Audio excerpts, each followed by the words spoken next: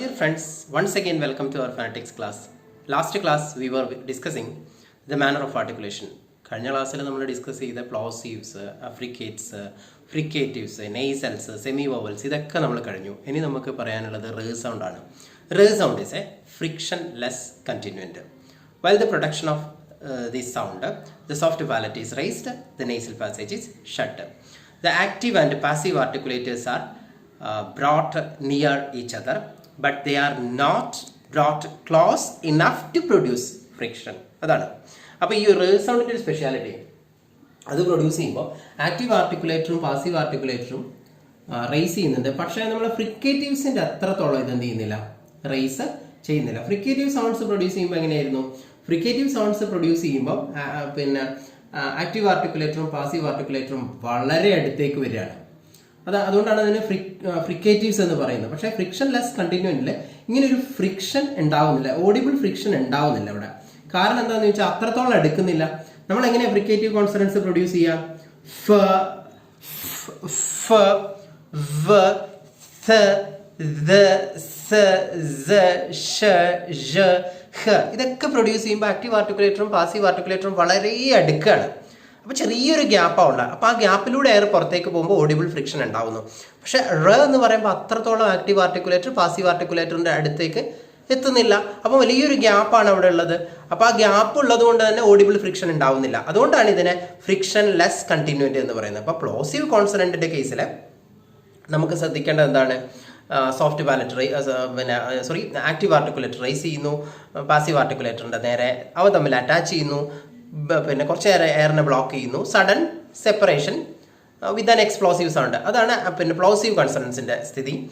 പിന്നെ അഫ്രിക്കേറ്റീവ് കോൺസണൻസിൻ്റെ സ്ഥിതി എന്താ? അവിടെയും സംഭവിക്കുന്നത് പിന്നെ സഡൻ സെപ്പറേഷൻ അല്ല, പിന്നെ സ്ലോ സെപ്പറേഷനാണ്. പ്രോസസ്സ് ഇതൊക്കെ തന്നെയാണ്, കുറച്ച് നേരം എയറിനെ ബ്ലോക്ക് ചെയ്യുന്നൊക്കെ ഉണ്ട്. പക്ഷേ പിന്നെ ഇതിൻ്റെ ഒരു കേസ് എന്ന് പറയുമ്പോൾ നമ്മളിപ്പം ഫ്രിക്ഷൻലെസ് കണ്ടിന്യൂറ്റിൻ്റെ സ്ഥിതി എന്ന് പറയുമ്പോൾ ആക്റ്റീവ് ആർട്ടിക്കുലേറ്റർ റൈസ് ചെയ്യുന്നുണ്ട് പാസീവ് ആർട്ടിക്കുലേറ്ററിൻ്റെ നേരെ.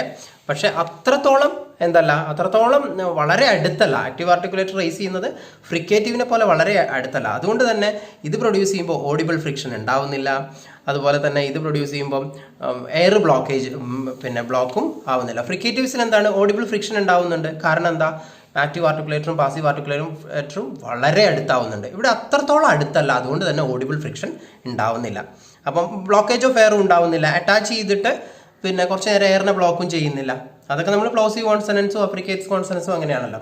പിന്നെ നമ്മൾ റേൻ്റെ മറ്റൊരു സ്പെഷ്യാലിറ്റി, രണ്ട് തരത്തിലുള്ള റേ ഉണ്ട്. ഫ്ലാപ്പറും ഫ്ലാപ്പർ, ടാപ്പർ, അതുപോലെ ട്രിൽസ് ഓർ റോൾഡർ രണ്ട്. അപ്പോൾ എന്താണ് trills or rolled? The active articulator strikes against the passive articulator several times. അതിനെന്താണ് പറയുക? ട്രിൽസ് ഓർ റോൾഡർ എന്ന് പറയുക. ആക്റ്റീവ് ആർട്ടിക്കുലേറ്റർ ഇങ്ങനെ പാസീവ് ആർട്ടിക്കുലേറ്ററിന് നേരെ ഇങ്ങനെ അടിച്ചുകൊണ്ട് നിൽക്കും കുറേ നേരം എന്ന് പറഞ്ഞിട്ട്. അത് നമ്മൾ ട്രൈ, ഡ്രൈ, ക്രൈ, റെഡ് എന്നൊക്കെ പറയുമ്പോൾ എങ്ങനെയാണ്? ഇത് ആക്റ്റീവ് ആർട്ടിക്കുലേറ്റർ സ്ട്രൈക്ക് ചെയ്യാണ്, സെവറൽ ടൈംസ് സ്ട്രൈക്ക് ചെയ്തുകൊണ്ടിരിക്കുകയാണ്. അതിനെയാണ് നമ്മൾ ട്രിൽസ് ഓർ റോൾഡർ എന്ന് പറയാം. പിന്നെയുള്ള ഒരു ആണ് ഫ്ലാപ്പ് ഓർ ടാപ്പർ. അവിടെ എങ്ങനെയാണ്?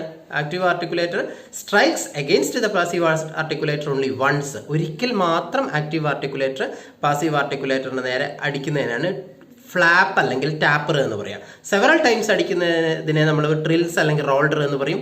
ഒരു പ്രാവശ്യം ആക്റ്റീവ് ആർട്ടിക്കുലേറ്റർ പാസീവ് ആർട്ടിക്കുലേറ്ററിന് നേരെ അടിക്കുന്നതിനെ ഫ്ലാപ്പ് അല്ലെങ്കിൽ ടാപ്പർ എന്ന് പറയും. അപ്പം ഈ ഫ്ലാപ്പ് അല്ലെങ്കിൽ ടാപ്പർ വരുമ്പോൾ റേ സൗണ്ട് രണ്ട് വവൽസിൻ്റെ ഇടയിൽ വന്നാലാണ്. വെരി, മാരി, ക്യാരി ഇതൊക്കെ വരുമ്പോൾ റേ സൗണ്ട് രണ്ട് വവൽസിൻ്റെ ഇടയിലാണ് വരുന്നത്. അപ്പോൾ എന്താണ്? ഫ്ലാപ്പ് അല്ലെങ്കിൽ ടാപ്പർ ആണ്. അല്ലാത്ത കേസിൽ ട്രിൽസ് ഓർ റോൾഡറിൻ്റെ കേസിൽ നമ്മൾ മലയാളത്തിൽ ഒരു കറ എന്നൊക്കെ പറയുന്നില്ലേ? അപ്പോൾ ആ റേ ഉണ്ടല്ലോ, എന്ന് പറഞ്ഞാൽ അങ്ങനെ. അപ്പോൾ റെഡ്, ട്രൈ, ഡ്രൈ, ക്രൈ ഇതൊക്കെ വരുമ്പോൾ എന്താണ്?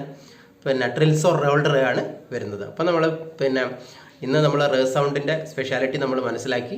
റേ സൗണ്ട് പ്രൊഡ്യൂസ് ചെയ്യുമ്പം ആക്റ്റീവ് ആർട്ടിക്കുലേറ്റർ പാസീവ് ആർട്ടിക്കുലേറ്ററിൻ്റെ നേരെ വരും.